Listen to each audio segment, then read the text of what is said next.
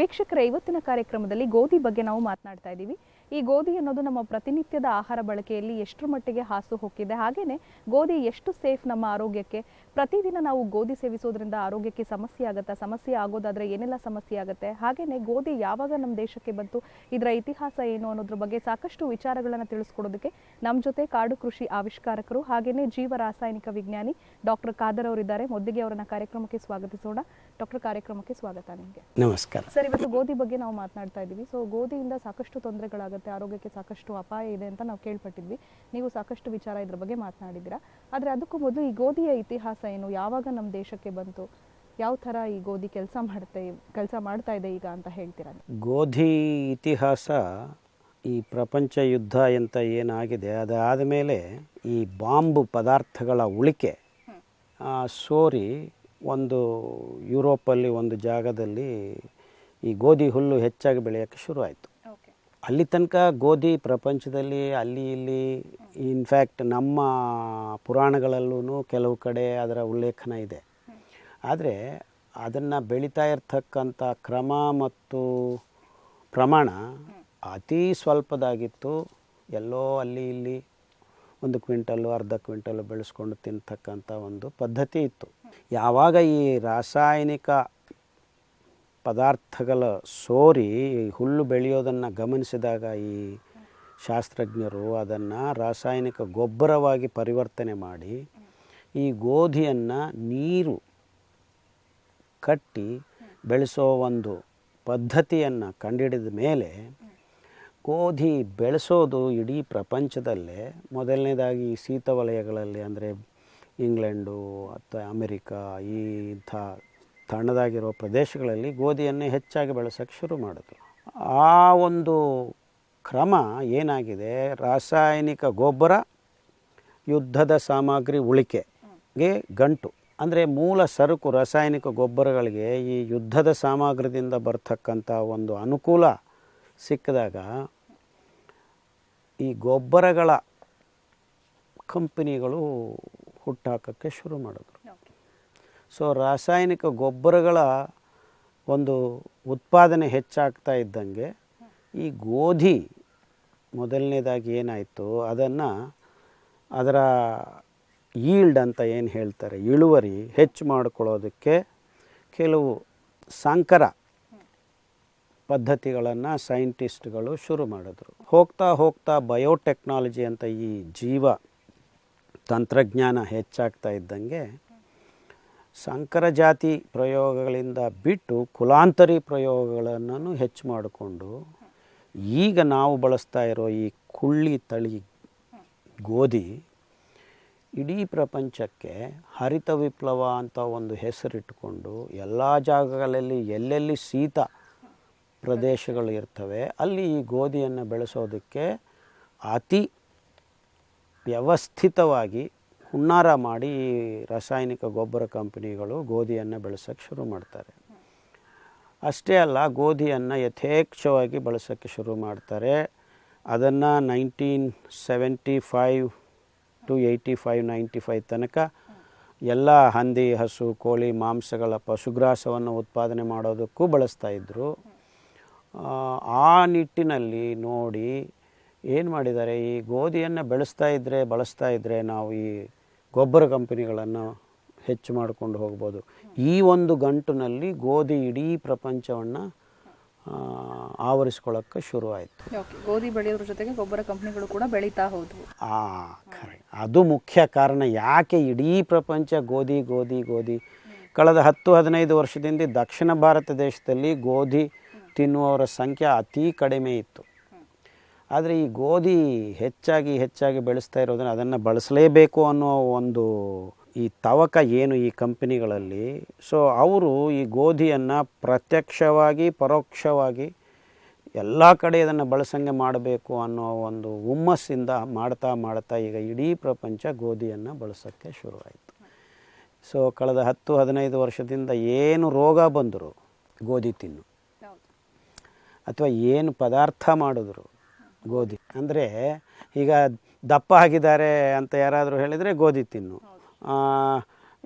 Diabetes ಬಂದಿದೆ ಅಂದರೆ ಗೋಧಿ ತಿನ್ನು, ಬಿ ಪಿ ಬಂದಿದೆ ಅಂದರೆ ಗೋಧಿ ತಿನ್ನು. ಅಂದರೆ ಇಡೀ ಪ್ರಪಂಚದಲ್ಲಿ ಬೇರೆ ಯಾವ ಜಾಗದಲ್ಲಿ ಯಾವ ಪದಾರ್ಥಗಳನ್ನು ಬೆಳೆಸೋ ಒಂದು ಈ ಎಲ್ಲ ಬಳಸೋ ಪದ್ಧತಿಗಳನ್ನೆಲ್ಲನೂ ಯಾಕೆಂದರೆ ಇದು ಹೆಚ್ಚಿನ ಪ್ರಮಾಣದಲ್ಲಿ ಬೆಳೆಸ್ತಾ ಇದೆ. ಸೊ ಆ ಕಂಪ್ನಿಗಳು ಉದ್ಧಾರ ಆಗಬೇಕು ಅನ್ನೋ ಒಂದೇ ಒಂದು ಕಾರಣಕ್ಕೆ ನನ್ನ ಅಭಿಪ್ರಾಯ, ನನ್ನ ವೈಯಕ್ತಿಕ ಅಭಿಪ್ರಾಯ ಏನಂದರೆ, ಈ ಗೋಧಿಯನ್ನು ಈ ಕಂಪ್ನಿಗಳು ಎಲ್ಲ ಆಯಾಮಗಳಲ್ಲಿ ಬಳಸ್ರಿ ಅಂತ ಹೇಳಕ್ಕೆ ಶುರು ಮಾಡಿದ್ರು. ಆದರೆ ಮುಖ್ಯವಾಗಿ ನಾವು ಗಮನಿಸಬೇಕಾಗಿದ್ದೇನೆಂದರೆ, ಈ ರೀತಿ ಬಂದಿರೋ ಈ ಗೋಧಿ ಬಳಕೆ, ಗೋಧಿಯನ್ನು ಗೋಧಿಯಾಗಿ ಬಳಸೋದಕ್ಕೆ ಅಕ್ಕಿ ಅಲ್ಲ, ಅದು ರಾಗಿ, ಮೆಕ್ಕೆಜೋಳ, ಜೋಳ, ಸಜ್ಜೆ ಈ ರೀತಿ ಹಿಟ್ಟು ಮಾಡಿಕೊಂಡು ತಿನ್ನತಕ್ಕಂಥ ಒಂದು ಪದಾರ್ಥ. ಇನ್ನೊಂದು ಆಯಾಮ ಇದೆ ಇದರಲ್ಲಿ. ಈ ಗೋಧಿಗೂ ಈ ನಾನು ಹೇಳಿದ್ದ 4 ಪದಾರ್ಥಗಳ ವ್ಯತ್ಯಾಸ ಅಂದರೆ, ಗೋಧಿಯಲ್ಲಿ ಗ್ಲೂಟೆನ್ ಅಂತ ಒಂದು ಪ್ರೋಟೀನ್, ಈ ಅಂಟು ಪದಾರ್ಥ ಇದೆ.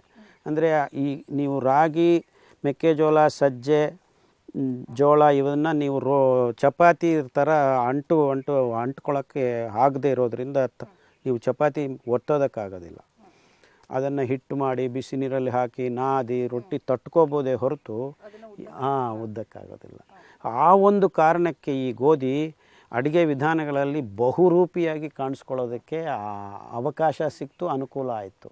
ಆದ್ದರಿಂದ ಸರಾಗವಾಗಿ ಪದಾರ್ಥಗಳನ್ನು ಹಿಂದಕ್ಕೆ ತಳ್ಳೋ ಒಂದು ಗುಣ ಅದರಲ್ಲಿ ಸಿಕ್ಕಾಕ್ಕೊಂಡಿದೆ. ಬಟ್ ಮೋಸ ಏನಂದರೆ, ಆ ಗ್ಲೂಟನ್ನೇ ನಮ್ಮ ಇಡೀ ಸಣ್ಣ ಕರಳು ಮತ್ತು ದೊಡ್ಡ ಕರಳಿನಲ್ಲಿ ಸೂಕ್ಷ್ಮ ಪೋಷಕಾಂಶಗಳನ್ನು ಹೀರಿಕೊಳ್ಳುವ ಒಂದು ಶಕ್ತಿಯನ್ನು ಕಮ್ಮಿ ಮಾಡ್ತಾ ಹೋಗುತ್ತೆ. ಅದರ ಜೊತೆಗೆ ಈ ಗೋಧಿಯನ್ನು ಹಿಟ್ಟು ಮಾಡುವಾಗ ಬೇರೆ ರಾಸಾಯನಿಕ ಪದಾರ್ಥಗಳನ್ನು ಬಳಸಿ ಅದರಲ್ಲಿದ್ದ ಅಲ್ಪ ಸ್ವಲ್ಪ ನಾರಿನ ಅಂಶವನ್ನು ಬ್ಲೀಚಿಂಗ್ ಪೌಡರ್ ಥರ ಕೆಮಿಕಲ್ಸನ್ನು ಬಳಸಿ ತೆಗೆದು ಬಿಡ್ತಾರೆ. ಅದರಲ್ಲಿ ಮುಖ್ಯವಾಗಿ ಬಳಸುವಂಥ ಪದಾರ್ಥ ಇಡೀ ಪ್ರಪಂಚದಲ್ಲಿ ಹೆಚ್ಚಿನ ಪ್ರಮಾಣದಲ್ಲಿ ಅಲೋಕ್ಸಾನ್ ಅಂತ ಒಂದು ಕೆಮಿಕಲ್ಲು. ಈ ಅಲೋಕ್ಸಾನ್ ಕೆಮಿಕಲ್ಲು ರಾಸಾಯನಿಕ ಪದಾರ್ಥ ಗುಣತ್ವ ಏನಂದರೆ, ನಮ್ಮ ಹೊಟ್ಟೆಯಲ್ಲಿ ಅಥವಾ ಯಾವುದೇ ಒಂದು ಸ್ತನ್ಯಜೀವಿಯ ಹೊಟ್ಟೆಯಲ್ಲಿದ್ದ ಮೇದುಕಾ ಜೀರಂಗ ಅಂತ ಏನು ಪ್ಯಾಂಕ್ರಿಯಾಸನ್ನು ನಿಷ್ಕ್ರಿಯಗೊಳಿಸೋದರಲ್ಲಿ ಅತಿ ಸೂಕ್ತವಾದ ಪದಾರ್ಥ. ಬಯೋಲಾಜಿಕಲ್ ಎಕ್ಸ್ಪರಿಮೆಂಟ್ಸಲ್ಲಿ, ಜೀವರಾಸಾಯನಿಕ ವಿಜ್ಞಾನ ಶಾಸ್ತ್ರದಲ್ಲಿ ಒಂದು ಪ್ರಯೋಗಾಲಯಕ್ಕೆ ಹೋಗಿ ಈ ಇಳಿನ ಅಥವಾ ಈ ಮೊಲನ್ನು ಅಥವಾ ಈ ಗಿನಿಪಿಗನ್ನು ಡಯಾಬಿಟಿಕ್ ಮಾಡಬೇಕು ಅಂದರೆ ಕೃತಕವಾಗಿ ಈ ಅಲೋಕ್ಸಾನ್ ಕೆಮಿಕಲನ್ನು ಇಂಜೆಕ್ಟ್ ಮಾಡ್ತಾರೆ 3 ದಿವಸ. ಅಂದರೆ ನಾವೀಗ ಗೋಧಿಯನ್ನು ಪ್ರಪಂಚದಲ್ಲಿ ಹೆಂಗೆ ರೆಡಿ ಮಾಡ್ತಾಯಿದ್ದೀವಿ, ಗೋಧಿ ಹಿಟ್ಟನ್ನು ರೆಡಿ ಮಾಡ್ಕೊಳ್ಳೋದಕ್ಕೆ ಈ ಅಲೋಕ್ಸಾನ್ ಅಂತ ಕೆಮಿಕಲನ್ನು ಬಳಸಿ ಬ್ಲೀಚ್ ಮಾಡಿ ಬಿಳಿ ಹಿಟ್ಟನ್ನು ಆಟ ಅಂತ ರೆಡಿ ಮಾಡ್ತಾಯಿದ್ವಿ. ಅಂದರೆ ನಾವು ಗೊತ್ತಿಲ್ಲದೆ ನಮ್ಮ ಮೇದುಕಾ ಜೀರಂಗವನ್ನು ನಿಷ್ಕ್ರಿಯಗೊಳಿಸುವ 2 ಅಂಶಗಳನ್ನು ಇದರಲ್ಲಿ ಹಾಕಿದ್ದೀವಿ. ಒಂದು ಗ್ಲೂಟೆನ್ ಇದೆ, ಅದು ಸೂಕ್ಷ್ಮ ಪೋಷಕಾಂಶಗಳನ್ನು ಹೀರಿಕೊಳ್ಳದೆ ನಮ್ಮ ನಿರ್ನಾಳ ಗ್ರಂಥಿಗಳನ್ನು, ಅದು ಥೈರಾಯ್ಡ್ ಇರ್ಬೋದು, ಮೇದುಕಾ ಜಂಗ ಇರ್ಬೋದು, ಅಥವಾ ಪಿಟ್ಯೂಟರಿ ಗ್ಲ್ಯಾಂಡ್ ಇರ್ಬೋದು, ಅಥವಾ ಎಡ್ರಿನಾಲಿನ್ ಗ್ಲ್ಯಾಂಡ್ಸ್, ಈ ಥರ ನಿರ್ನಾಳ ಗ್ರಂಥಿಗಳನ್ನು ನಿಷ್ಕ್ರಿಯಗೊಳಿಸುವ ಒಂದು ಗುಣ ಈ ಗೋಧಿಯಲ್ಲಿ ಗ್ಲೂಟೆನ್ ಅಂದು ಒಂದು ಪ್ರೋಟೀನಿಂದ ಅಲ್ಪ ಸ್ವಲ್ಪ ಆಗ್ತಾ ಇರುತ್ತೆ. ಅದರ ಜೊತೆಗೆ ನಾವು ಕೃತಕವಾಗಿ ಅದನ್ನು ಪ್ರಾಸೆಸ್ಸಿಂಗ್ ಅಂತ ಏನು ಮಾಡ್ತೀವಿ, ಎಲ್ಲರದಕ್ಕೂ ಬಳಸ್ಕೊಳ್ಳೋಕ್ಕೆ ಆಗಬೇಕು ಅಂತ ಆಟವನ್ನು ಶುದ್ಧ ಅಂತ ಏನೋ ಒಂದು ಹೆಸರಿನಲ್ಲಿ ಮಾಡಿದಾಗ ಈ ಒಂದು ಅಂಶವನ್ನು ನಾನು ಅದಕ್ಕೆ ಸೇರಿಸ್ತಾ ಇದ್ದೀವಿ. ಸೊ ಈ 2 ಅಂಶಗಳ ಬಗ್ಗೆ ಯಾರೂ ಮಾತಾಡೋದಿಲ್ಲ. ಇದು ಅಕ್ಕಿಗಿಂತ ಒಳ್ಳೆಯದು, ಇದಕ್ಕಿಂತ ಒಳ್ಳೆಯದು, ಅದಕ್ಕಿಂತ ಒಳ್ಳೆಯದು ಅಂತ ಹೇಳ್ತಾರೆ. ಅಲ್ಪ ಸ್ವಲ್ಪ ಪ್ರೋಟೀನ್ ಹೆಚ್ಚಿದೆ ಗೋಧಿಯಲ್ಲಿ ಅಕ್ಕಿಗಿಂತ, ಬಟ್ ಆ ಪ್ರೋಟೀನ್ ನಾವು ಬೇರೆ ಕಡೆಯಿಂದ ತಗೋಬೋದು ಅಂತ ಹೇಳೋದಿಲ್ಲ. ಅಥವಾ ಇನ್ನೊಂದು ಪೋಷಕಾಂಶ ಹೆಚ್ಚಿದೆ, ಅದು ಬೇರೆ ಆಯಾಮದಿಂದ ನಾವು ಪಡ್ಕೋಬೋದು ಅನ್ನೋದು ಮಾತಾಡೋದಿಲ್ಲ. ಬಟ್ ಈ 2 ಭಯಾನಕವಾದ ಅನಾರೋಗ್ಯಕ್ಕೆ ಕಾರಣವಾದ ಅಂಶಗಳ ಬಗ್ಗೆ ಮಾತಾಡದೆ ನಾವು ಈ ಗೋಧಿಯನ್ನು ಬಳಸೋಕ್ಕೆ ಶುರು ಮಾಡಿದ ಮೇಲೆ ಏನಾಗಿದೆ ನಮಗೆ, ಒಂದು, ರಾಸಾಯನಿಕ ಗೊಬ್ಬರಗಳನ್ನು ಹೆಚ್ಚಾಗಿ ಬಳಸ್ತಾ ಇರೋದರಿಂದ ಆ ಭೂಮಿ ಎಲ್ಲೆಲ್ಲಿ ಈ ಗೋಧಿಯನ್ನು ಬೆಳೆಸ್ತಾರೋ ಅಲ್ಲಿ ತುಂಬ ಭಯಾನಕವಾದ ಪರಿಸ್ಥಿತಿ ಎದುರಾಗಿದೆ. ಎಷ್ಟು ಮಟ್ಟಿಗೆ ಅಂದರೆ, ಈಗ ಪಂಜಾಬಲ್ಲಿ ಈ ಬೆಳೆಯೋ ಜಾಗಗಳಲ್ಲಿ ಕ್ಯಾನ್ಸರ್ ಜಾಸ್ತಿ ಆಗ್ತಾ ಇದೆ ಅಲ್ಲ, ಆಗಿದೆ. ಎಷ್ಟು ಮಟ್ಟಿಗೆ ಅಂದರೆ, ಪಂಜಾಬಿಂದ ಅದು ರಾಜಸ್ಥಾನ್ಗೋ ಗುಜರಾತ್ಗೋ ಎಲ್ಲೋ ಒಂದು ಕ್ಯಾನ್ಸರ್ ಹಾಸ್ಪಿಟಲ್ ಇದೆ, ದಿವಸ ಒಂದು ರೈಲು ಓಡುತ್ತೆ, ಟ್ರೈನ್ ಹೆಸರೇ ಕ್ಯಾನ್ಸರ್ ಟ್ರೈನ್ ಅಂತ. ಇಡೀ ಪ್ರಪಂಚ ತಿಂತಾ ಇದೆ. ಯಾಕೆ? ಉತ್ತರ ಭಾರತ ದೇಶ ಈ ಹರಿತ ವಿಪ್ಲವ ಬಂದ ಮೇಲೆ ಈ ಪದಾರ್ಥಗಳನ್ನು ಸೇವನೆ ಮಾಡೋಕ್ಕೆ ಶುರು ಮಾಡಿರೋದಷ್ಟೇ. ಅಂದರೆ ನಿಜವಾದ ಈ ಗೋಧಿಯನ್ನು ತಿನ್ನೋಕ್ಕೆ ಶುರು ಮಾಡಿದ್ದು ನಮ್ಮ ದೇಶದಲ್ಲಿ ಸಮ್ವೇರ್ ಅರೌಂಡ್ 1975 ಅಲ್ಪ ಸ್ವಲ್ಪ 85 ಅಲ್ಲಿಂದ ಶುರುವಾಗಿದ್ದು ನಮ್ಮ ಗಂಟು ಈ ಗೋಧಿದು. ಬಟ್ ಅದೇ ಕೆಲವರು ಏನು ವಾದ ಮಾಡ್ತಾರೆ ಅಂದರೆ ಸರ್, ಇವಾಗ ಗೋಧಿ ಒಂದು 100 ವರ್ಷಗಳ ಇತಿಹಾಸ, ಸಾವಿರಾರು ವರ್ಷ, 100 ಅಲ್ಲ, ಸಾವಿರಾರು ವರ್ಷಗಳ ಹಿಂದೆ ಜವೆ ಗೋಧಿ ಅಂತ, ಜವಾರಿ ಗೋಧಿ ಅಂತ ಇಬ್ಬನಿನ ಹೀರ್ಕೊಂಡು 5 ಅಡಿ 6 ಅಡಿ ಬೆಳೆಯುತ್ತೆ ಅದು ಹುಲ್ಲು.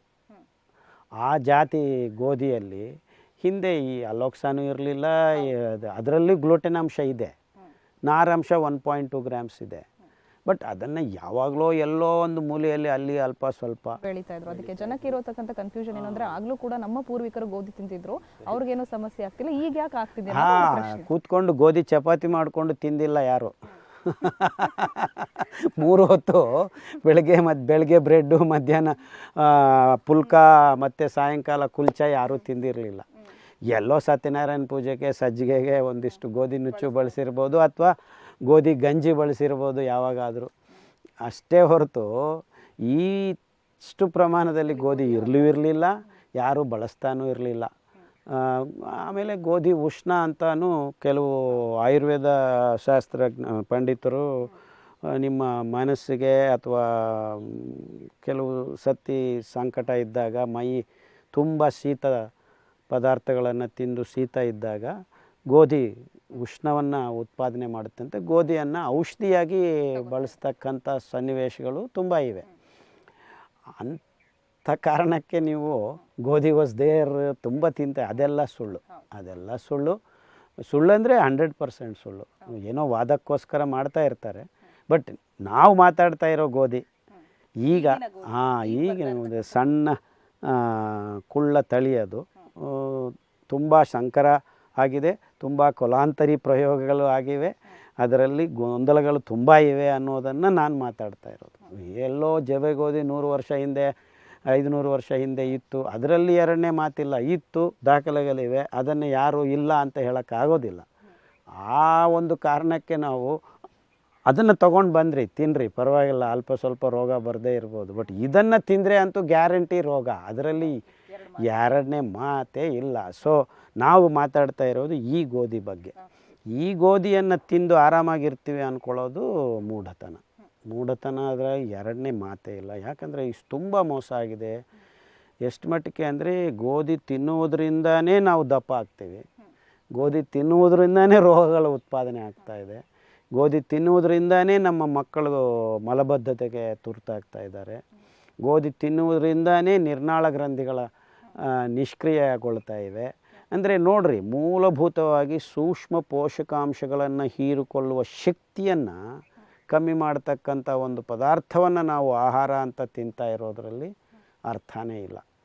ಅದಕ್ಕೆ ನಾವು ಗೋಧಿಯನ್ನು ಯಾವುದೇ ರೂಪದಲ್ಲಿ ಬಳಸಬೇಡಿ ಅಂತ ಒತ್ತಿ ನನ್ನ ರೋಗಿಗಳಿಗೆ ಹೇಳ್ತಾ ಇರ್ತೀನಿ. ಆ್ಯಂಡ್ ಅದನ್ನು ತಿನ್ನೋದು ನಿಲ್ಲಿಸಿದ್ದ 3-4 ವಾರಕ್ಕೆ ಎಷ್ಟು ತಮ್ಮ ರೋಗದ ಒಂದು ಸ್ಥಿತಿಯಿಂದ ಹೊರಗಡೆ ಬರ್ತಾರೆ ಈ ರೋಗಿಗಳು. ಅಂದರೆ ನನಗೆ ಏನು ಅನಿಸುತ್ತೆ ಅಂದರೆ, ಅಯ್ಯೋ ಯಾಕಾದರೂ ಈ ಗೋಧಿ ಬಂದು ನಮ್ಮ ಮಾನವ ಕುಲಕ್ಕೆ ಶಾಪ ಆಗಿದೆ ಅಂತ ತಿಳ್ಕೊಳ್ತೀನಿ. ಅಂದರೆ ಗೋಧಿ ಇಡೀ ಮಾನವ ಕುಲಕ್ಕಾಗಿರೋ ಒಂದು ಶಾಪ ಅಂತಾನೆ ಹೇಳ್ಬೋದು ಸರ್. ಹಾಗೆಯೇ ಈಗ ಕೆಲವರು ಪ್ರಶ್ನೆ ಏನು ಅಂತ ಹೇಳಿದ್ರೆ, ಈಗ ವಿದೇಶಿಯರು ಹೆಚ್ಚಾಗಿ ಗೋಧಿ ತಿಂತಾರೆ, ವೆಸ್ಟರ್ನರ್ಸ್ ತುಂಬಾನೇ ಗೋಧಿ ಬಳಸ್ತಾರೆ, ಅವರು ಆರೋಗ್ಯವಾಗಿದ್ದಾರೆ, ಗಟ್ಟಿಮುಟ್ಟಾಗಿ ಕಾಣಿಸ್ತಾರೆ, ನಮ್ಗೆ ಯಾಕೆ ಸಮಸ್ಯೆ ಅಂತ ಕೇಳ್ತಾರೆ. ಬಟ್ ಆಕ್ಚುಲಿ ಯಾರು ಅಲ್ಲಿ ಹೋಗಿ ನೋಡಿರೋದ್ರಿಲ್ಲ, ಆದ್ರೆ ಮಾತಾಡ್ತಾರೆ. ಸೊ ಅದು ಒಂದು. ಸೊ ವಿದೇಶಿಯರಲ್ಲಿ ಏನು ಸಮಸ್ಯೆ? ವಿದೇಶಿಯರಲ್ಲಿ ನಾನು ಹೇಳಿದ್ದ ಸಮಸ್ಯೆಗಳೆಲ್ಲಾನು ಇದೆ. ಅವರಲ್ಲಿರೋ ಅತಿ ಭಯಾನಕವಾದ ದೊಡ್ಡ ಸಮಸ್ಯೆ ಅಂದರೆ ಊಬಕಾಯ. ನಮ್ಮ ದೇಶದಲ್ಲಿ ಇನ್ನೂ ಈಗ ಶುರುವಾಗಿದೆ ಈ ಊಬಕಾಯ ರೋಗ. ಈ ಅಮೆರಿಕ, ಯುರೋಪ್ ದೇಶಗಳಲ್ಲಿ 100ಕ್ಕೆ 38ರಿಂದ 60 ಜನ ತನಕ ಊಬಕಾಯರಾಗಿದ್ದಾರೆ. ಊಬಕಾಯ ಗೋಧಿ ಓನ್ಲಿ, ಇನ್ನೇನೂ ಇಲ್ಲ. ಗೋಧಿನ ಅವರು ಎಲ್ಲ ರೂಪದಲ್ಲಿ ತಿಂತಾರೆ. ಸೊ ಅದರಿಂದನೇ ಊಬಕಾಯ ಹೆಚ್ಚಾಗಿದೆ. ಅಫ್ಕೋರ್ಸ್ ಅದರ ಜೊತೆಗೆ ಅವರ ಆಹಾರ ಪದಾರ್ಥಗಳಲ್ಲಿ ರಾಸಾಯನಿಕ ಪ್ರಚೋದಕ ಪದಾರ್ಥಗಳು ಹೆಚ್ಚಾಗಿ ಸೇರಿಕೊಳ್ತಾ ಇವೆ. ಅದು ಹಾಲು ಇರ್ಬೋದು ಅಥವಾ ಮಾಂಸ ಇರ್ಬೋದು, ಅದನ್ನು ಉತ್ಪಾದನೆ ಮಾಡೋ ರೀತಿ ರಿವಾಜುಗಳಲ್ಲಿ ಈ ರಾಸಾಯನಿಕ ಪ್ರಚೋದಕ ಪದಾರ್ಥಗಳನ್ನು ಸೇರಿಸ್ತಾ ಇದ್ದಾರೆ. ಅದರ ಬಗ್ಗೆ ಕನ್ಫ್ಯೂಸ್ ಮಾಡ್ಕೊಳ್ಳೋದು ಬೇಡ. ಬಟ್ ಗೋಧಿ ಮುಖ್ಯವಾಗಿ ಊಬಕಾಯಕ್ಕೆ ಒಂದು ಬುನಾದಿ. ಅದರ ಮೇಲೆ ಈ ಬೇರೆ ಬೇರೆ ಪದಾರ್ಥಗಳು ಬರ್ತವೆ. ಸೊ ಆ ಪಿಷ್ಟ ಪದಾರ್ಥ ನಮ್ಮ ದೇಹಕ್ಕೆ ವಿದಿನ್ 15 to 20 ಮಿನಿಟ್ಸ್ ಬಿಡುಗಡೆ ಆಗಿರೋದ್ರಿಂದ ಗ್ಲೂಕೋಸ್ ಆಗಿ ಆ ಗ್ಲೂಕೋಸನ್ನು ನಿಭಾಯಿಸ್ಕೊಳ್ಳೋಕೋದಕ್ಕೂ ಹೋಗಿ ಗ್ಲೈಕೋಜನ್ ಅಂತ ಒಂದು ಸಂಕ್ಲಿಷ್ಟ ಪಿಷ್ಟ ಪದಾರ್ಥವನ್ನು ಯಕೃತ್ತು ರೆಡಿ ಮಾಡುತ್ತೆ. ಆ ಯಕೃತ್ತು ರೆಡಿ ಮಾಡಿರೋ ಗ್ಲೈಕೋಜನ್ನು ಕೊಬ್ಬಾಗಿ, ಮಾಂಸವಾಗಿ, ಬೊಜ್ಜಾಗಿ ಪರಿವರ್ತನೆ ಮಾಡೋದಕ್ಕೆ ಶುರುವಾಗುತ್ತೆ. ಸೊ ಅತಿ ಮುಖ್ಯವಾದ ಅಂಶ ವಿಚ್ ಇಸ್ ಡೈರೆಕ್ಟ್ ಪ್ರೂಫ್. ಈ ಬೇರೆ ದೇಶಗಳಲ್ಲಿ ಅದಾದ ಮೇಲೆ ಈ ಸೂಕ್ಷ್ಮ ಪೋಷಕಾಂಶಗಳು ಹೀರಿಕೊಳ್ಳದೆ ಆಗ್ತಾ ಇರತಕ್ಕಂಥ ಮೆನಿ ಡಿಸೀಸಸ್ ಇನ್ಕ್ಲೂಡಿಂಗ್ ಈ ಪಾರ್ಕಿನ್ಸನ್ಸು, ಅಲ್ಝೈಮರ್ಸು ಇವೆಲ್ಲ ನಮ್ಮ ದೇಶದಲ್ಲಿ ಈಗೀಗ ಬರ್ತಾ ಇವೆ. ಅಲ್ಲಿ ತುಂಬ ಕಾಮನ್ ಆಗಿಬಿಟ್ಟಿದೆ. ಅಂದರೆ ಮರುವು ರೋಗ ಮತ್ತು ಅಟೆನ್ಷನ್ ಡೆಫಿಸಿಟ್ ಸಿಂಡ್ರೋಮ್ ಅಂತ. ಅಂದರೆ ಯಾವುದೇ ಒಂದು ಕೆಲಸದ ಮೇಲೆ ನಮಗೆ ಆ ಪ್ರಜ್ಞೆ ಇಲ್ಲದೆ ಇರೋದು ಅಥವಾ ಧ್ಯಾನ ಇಲ್ಲದೆ ಇರೋವಂಥ ಒಂದು ಸ್ಥಿತಿಯನ್ನು ತಲುಪಿಸೋದ್ರಲ್ಲಿ ಹೆಚ್ಚಾಗಿ ಗ್ಲೂಕೋಸ್ ನಮ್ಮ ದೇಹದಲ್ಲಿ ಸೇರಿಕೊಳ್ತಾ ಇರೋದರಿಂದ ಅಡ್ಡ ಪರಿಣಾಮಗಳಾಗ್ತಾ ಇವೆ. ಆಮೇಲೆ ಇನ್ನೂ ಮುಖ್ಯವಾದ ಅಂಶ ಅಂದರೆ ಮಲಬದ್ಧತೆ. ಮಲಬದ್ಧತೆ ಯುರೋಪ್ ಮತ್ತು ಅಮೆರಿಕಾ ದೇಶದಲ್ಲಿ ಕಾಡ್ದಷ್ಟು ಇನ್ನು ಯಾವ ದೇಶದಲ್ಲಿ ಕಾಡ್ತಾ ಇಲ್ಲ. ಅಂದರೆ ಯಾರ್ಯಾರು ಮಾಂಸ ಗೋಧಿ ಹೆಚ್ಚಾಗಿ ಬಳಸ್ತಾರೋ ಅವ್ರಿಗೆಲ್ಲರಿಗೂ ಮಲಬದ್ಧತೆ ಸಮಸ್ಯೆ ತುಂಬ ಹೆಚ್ಚಾಗಿರುತ್ತೆ. ಅಂದರೆ ಮಲಬದ್ಧತೆ, ಮಧುಮೇಹ ರೋಗ ಮತ್ತು ರಕ್ತದೊತ್ತಡ ಈ ಥರ ಕಾಯಿಲೆಗಳು ಅತಿ ಹೆಚ್ಚಾಗಿ ಕಂಡುಬರ್ತಾ ಇರೋದು ಯುರೋಪು ಮತ್ತು ಅಮೆರಿಕಾ ದೇಶಗಳಲ್ಲಿ. ಗೋಧಿಯನ್ನು ಹೆಚ್ಚಾಗಿ ಉಪಯೋಗಿಸುವಂಥ ರಾಷ್ಟ್ರಗಳು. ಖಂಡಿತ ಸರ್. ಹಾಗೇನೆ ಈಗ ಡಯಾಬಿಟಿಸ್ ಬಂದರೆ ಗೋಧಿ ತಿನ್ನಿ ಅಂತ ಹೇಳ್ತಾರೆ. ಆದರೆ ಈಗ ಗೋಧಿ ತಿಂದ್ರೇ ಡಯಾಬಿಟಿಸ್ ಬರುತ್ತೆ ಅನ್ನೋ ಪರಿಸ್ಥಿತಿ ಬಂದಿದೆ. ಯಾವ್ದು ಸತ್ಯ, ಯಾವುದನ್ನು ನಂಬಬೇಕು ಅಂತ? ಸತ್ಯ ತುಂಬ ಸರಳವಾಗಿದೆ. ನಾವು ಗೋಧಿ ತಿಂದು ರೋಗ ಬಂದಿರೋರಿಗೆ ನಮ್ಮ ದೇಶದ ಧಾನ್ಯಗಳಾಗಿದ್ದ ಈ ಸಿರಿಧಾನ್ಯಗಳಂತ ನಾನೇನು ಈಗ ಕಳೆದ 15 ವರ್ಷಗಳಿಂದ ಹೇಳ್ಕೊಂಡು ಬರ್ತಾ ಇದ್ದೀನಿ. ಇದರಲ್ಲಿ ಇನ್ನೊಂದು ಹುನ್ನಾರ ಇದೆ. ಈ ಪಾಶ್ಚಾತ್ಯ ದೇಶಗಳು ಈ ತಂತ್ರಜ್ಞಾನವನ್ನು ಅಳವಡಿಸಿಕೊಂಡಿರೋದ್ರಿಂದ ಅವರ ಪದಾರ್ಥಗಳೇ ವೈಜ್ಞಾನಿಕವಾಗಿ ತುಂಬ ಒಳ್ಳೆಯದು ಅಂತ ಹೇಳ್ಕೊಂಡಿರೋ ಒಂದು ಹುನ್ನಾರದ ಕ್ರಮ ತುಂಬ ವರ್ಷಗಳಿಂದ ನಡ್ಕೊಂಡ್ಬಂದಿದೆ.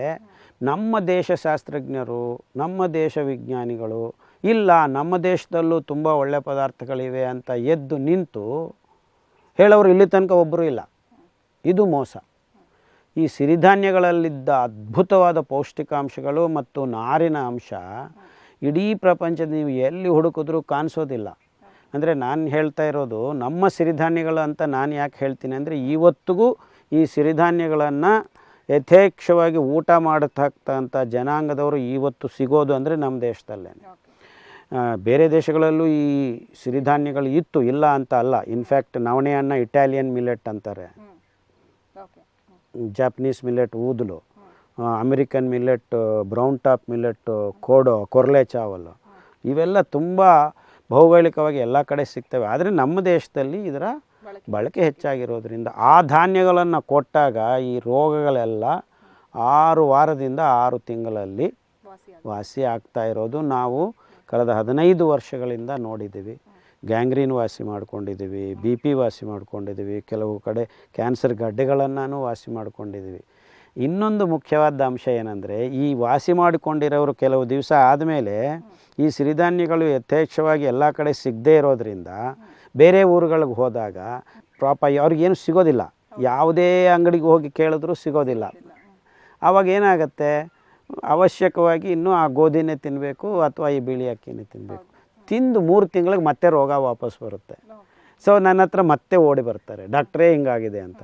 ಮತ್ತೆ ಅವರಿಗೆ ಸಿರಿಧಾನ್ಯಗಳು ಕೊಟ್ಟು ಮತ್ತೆ ವಾಸಿ ಮಾಡಿದ್ದು ಅದು ಒಂದು ನನಗೆ ಪ್ರತಿ 6 ತಿಂಗಳ ಅನುಭವ. ಅದು ತುಂಬ ರೋಗಿಗಳು ಈ ರೀತಿ ಆಗ್ತಾರೆ. ಹಾಂ, ತುಂಬ ವಾಸಿ ಮಾಡಿದ್ವಿ. ಅಂದರೆ ನಾವು ಮ್ಯಾನೇಜ್ ಮಾಡೋದಿಲ್ಲ. ಅಂದರೆ ನೀವು ನಮ್ಮ ಹತ್ರ ಡಯಾಬಿಟಿಕ್ ರೋಗ ಇದೆ ಅಂತ ಬಂದರೆ ಕನಿಷ್ಠ ಅಂದರೆ 6 ವಾರಕ್ಕೆ ವಾಸಿ ಆಗಿರೋ ಕೆಲವು ಪೇಷಂಟ್ಸ್ ಇದ್ದಾರೆ. ಕೆಲವರು ಎಸ್ ಎಲ್ಲ 6 ವಾರಕ್ಕೇ. ಅಂದರೆ ಈಗ ಶುರುವಾಗಿದೆ HbA1c 8 ಇದೆ 9 ಇದೆ ತೊಂದರೆಗಳು ಶುರುವಾಗಿದೆ ಅಂತವ್ರು ಇನ್ನೂ ಅಲೋಪತಿ ಔಷಧಿಗಳು ತಗೊಳ್ಳದೇ ಇದ್ದಾಗ ನಮ್ಮ ಹತ್ರ ನೇರವಾಗಿ ಬಂದರೆ 6 ವಾರಕ್ಕೆ ವ್ಯತ್ಯಾಸ ಆಗೋಕ್ಕೆ ಶುರುವಾಗುತ್ತೆ. ಇಲ್ಲ 20 ವರ್ಷ ಆಯಿತು, 10 ವರ್ಷ ಆಯಿತು, 15 ವರ್ಷ ಆಯಿತು, ಈ ಟ್ಯಾಬ್ಲೆಟ್ ತೊಗೊಂಡಿದ್ವಿ, ಆ ಟ್ಯಾಬ್ಲೆಟ್ ತೊಗೊಂಡಿದ್ವಿ, ಹೆಚ್ಚಾಗ್ತಾ ಇದೆ ಅಂತ ಬಂದವರಲ್ಲಿ 6 ತಿಂಗಳಿಂದ 1.5 ವರ್ಷ ಒಳಗಡೆ ಆಲ್ಮೋಸ್ಟ್ ಎಲ್ಲರೂ ವಾಸಿ ಮಾಡ್ಕೊಂಡಿದ್ದಾರೆ. ಯಾವಾಗ ಆ ಶಿಸ್ತು ಬರುತ್ತೆ, ಈ ಅಕ್ಕಿ, ಗೋಧಿ ಇಸ್ ದ ಪ್ರಾಬ್ಲಮ್. ಹೌದು, ಯಾರ ಮನೆಗೆ ಹೋದ್ರೂ ಗೋಧಿ ಇರುತ್ತೆ. ಪ್ರತಿದಿನ ನಾವು ಈ ಕಳೆದ 15 ವರ್ಷದಿಂದ ನಮ್ಮ ದಕ್ಷಿಣ ಭಾರತ ದೇಶದಲ್ಲೂ ಗೋಧಿ ತಿಂತಾ ಇದ್ದಾರೆ ಹೆಚ್ಚಾಗಿ. ಇನ್ಫ್ಯಾಕ್ಟ್ 40 ವರ್ಷದಿಂದ ಉತ್ತರ ಭಾರತ ದೇಶದಲ್ಲಿ 50 ವರ್ಷದಿಂದ ಇದ್ದಿರ್ಬೋದು. ಬಟ್ ನಮ್ಮ ದಕ್ಷಿಣ ಭಾರತ ದೇಶಕ್ಕೆ ಈ ಗೋಧಿ ಹೆಚ್ಚಾಗಿ ಬಳಸ್ತಾ ಇರೋದು ಈ 10-15 ವರ್ಷ ಹಿಂದೆ ಅಷ್ಟೇ. ಅದಕ್ಕೆ ಮುಂಚೆ ಯಾರೂ ಗೋಧಿ ಬಗ್ಗೆ ಅಷ್ಟು ತಲೆ ಕೆಡಿಸ್ಕೋತಾ ಇರಲಿಲ್ಲ. ಸಿಗ್ತಾ ಇದ್ರೂ ಯಾರು ಜಾಸ್ತಿ ತಿಂತಾ ಇರಲಿಲ್ಲ. ಈ 15-20 ವರ್ಷದಿಂದ ಡಾಕ್ಟ್ರುಗಳು ಹೇಳೋಕ್ಕೆ ಶುರು ಮಾಡಿದ್ದಾರೆ, ಗೋಧಿ ತಿನ್ನಿ ಅಂತ. ಆದ್ದರಿಂದ ಅದರ ಬಳಕೆ ಹೆಚ್ಚಾಗೋಕ್ಕೆ ಶುರುವಾಗಿದೆ. ಈಗ ದಪ್ಪ ಆಗಿದೆಯಾ ಗೋಧಿ ತಿನ್ನು, ಡಯಾಬಿಟಿಸ್ ಬಂದಿದೆಯಾ ಗೋಧಿ ತಿನ್ನು, ಇದು ತಿನ್ನು, ಅದೇ. ಸೊ ಎಲ್ಲದಕ್ಕೂ ಗೋಧಿ ಅಂತ ಈ ಡಾಕ್ಟ್ರುಗಳು, ಮಾಧ್ಯಮಗಳು, ಆಮೇಲೆ ಈ ಆಟ ಒಳ್ಳೆಯದು, ಆ ಆಟ ಒಳ್ಳೆಯದು, 2 ನಿಮಿಷ ನೂಡಲ್ಸ್ ತಿನ್ನಿ, ಈ ಜಾಹೀರಾತುಗಳು ಎಲ್ಲ ಸೇರಿ ನಮ್ಮ ತಲೆ ಮೇಲೆ ಈ ಗೋಧಿಯನ್ನು ಕೂರಿಸಿದ್ದಾರೆ. ಓಕೆ, ಈ ಗೋಧಿಯನ್ನು ಕಂಪ್ಲೀಟ್ ಆಗಿ ನಾವು ಅವಾಯ್ಡ್ ಮಾಡಿದ್ರೆ ಬಿಟ್ಟರೆ ಒಳ್ಳೆಯದು ಅಂತ. ತುಂಬ ಒಳ್ಳೆಯದು. ಓಕೆ ಸರ್, ಕೊನೆಯದಾಗಿ ನಮ್ಮ ವೀಕ್ಷಕರಿಗೆ ಈ ಗೋಧಿ ಬಳಕೆ ಬಗ್ಗೆ ಲಾಸ್ಟ್ ಟಿಪ್ಸ್ ಏನು ಕೊಡೋಕ್ಕೆ ಇಷ್ಟಪಡ್ತೀವಿ? ಸಂಪೂರ್ಣವಾಗಿ ನಿಲ್ಲಿಸ್ಬಿಡ್ರಿ. ಗೋಧಿಗಿಂತ ಉತ್ತಮವಾದ ಪದಾರ್ಥಗಳು ರೊಟ್ಟಿ ಥರನೇ ಮಾಡ್ಕೊಂಡು ತಿನ್ನೋಂಥವು ನಮ್ಮ ಹತ್ರ 5-6 ಪದಾರ್ಥಗಳಿವೆ. ಒಂದು ಸಜ್ಜೆ, ಮತ್ತು ರಾಗಿ, ಜೋಳ, ನವಣೆ ರೊಟ್ಟಿನೂ ಮಾಡ್ಕೋಬೋದು, ಸಾಮೆ ರೊಟ್ಟಿನೂ ಮಾಡ್ಕೋಬೋದು. ಸೊ ನಮ್ಮ ಅದೇ ಪದಾರ್ಥಗಳನ್ನು ರೊಟ್ಟಿಯಾಗಿ ಬಳಸೋದ್ರಿಂದ ರೋಗಗಳು ವಾಸಿ ಆಗ್ತವೆ. ಮತ್ತು ಈ ಧಾನ್ಯಗಳನ್ನು ಬೆಳೆಸೋದಕ್ಕೆ ಪರ್ಯಾವರಣ ಪೂರಕವಾಗಿ ಅತಿ ಕಮ್ಮಿ ನೀರು, 4-5 ಮಳೆ ಬರೋ ಕಡೆಯೂ ನಾವು ಈ ಬೆಳೆಗಳನ್ನು ಬೆಳೆಸ್ಕೊಂಡು ಊಟ ಮಾಡ್ಬೋದು. ಓಕೆ ಸರ್, ಗೋಧಿ ಬಗ್ಗೆ ಬಹಳ ವಿಸ್ತಾರವಾಗಿ, ಗೋಧಿಯಿಂದ ಆಗ್ತಿರ್ತಕ್ಕಂಥ ಒಂದು ಅಪಾಯಗಳ ಬಗ್ಗೆ ಸಾಕಷ್ಟು ಮಾಹಿತಿಯನ್ನು ನಮ್ಮ ವೀಕ್ಷಕರಿಗೆ ಈ ಕಾರ್ಯಕ್ರಮದ ಮೂಲಕ ತಿಳಿಸ್ಕೊಟ್ಟಿದ್ದೀರಾ. ನೀವು ಕಾರ್ಯಕ್ರಮಕ್ಕೆ ಆಗಮಿಸಿದ್ದಕ್ಕಾಗಿ ಧನ್ಯವಾದ ನಿಮಗೆ. ವೀಕ್ಷಕರೇ, ಇದು ಇವತ್ತಿನ ನಿಮ್ಮ ಆರೋಗ್ಯ ನಿಮ್ಮ ಕೈಲಿ. ಮುಂದಿನ ಸಂಚಿಕೆಯಲ್ಲಿ ಮತ್ತೊಂದು ವಿಶೇಷ ಸಬ್ಜೆಕ್ಟ್ನೊಂದಿಗೆ ನಿಮ್ಮನ್ನು ಭೇಟಿ ಮಾಡ್ತೀನಿ ಅಂತ ಹೇಳ್ತಾ ಕಾರ್ಯಕ್ರಮವನ್ನು ಮುಗಿಸ್ತಾ ಇದ್ದೀನಿ. ನೋಡ್ತಾ ಇರಿ ಸರಳ ಜೀವನ, ಇದು ಮನುಕುಲದ ಒಳಿತಿಗಾಗಿ.